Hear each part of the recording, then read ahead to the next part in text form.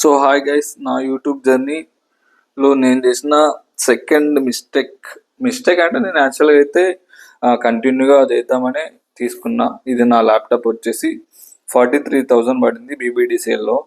నేను తీసుకున్న 2 ఇయర్స్ దాటిపోయింది, నియర్లీ 2 ఇయర్స్ అనుకోండి. 2 ఇయర్స్ అంటే 24 monthsలో నేను యావరేజ్గా దీన్ని 24 times కూడా ఓపెన్ చేయలేదు. సో అది గైస్. అండ్ ఇంకోటి నేను చేసిన ఇంకో మిస్టేక్ ఏంటంటే ఇది వచ్చేసి ట్రిపాడ్ వచ్చేసి నాకు 550 to 600 రూపీస్ పడింది. బట్ ఇట్లా పక్కనే ఉండిపోయింది.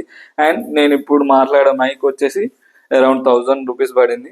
అది మనకు క్రియో మైక్ ఓకే. బట్ ఏంటంటే ఒకవేళ మీరు వీడియోస్ చేయొద్దు,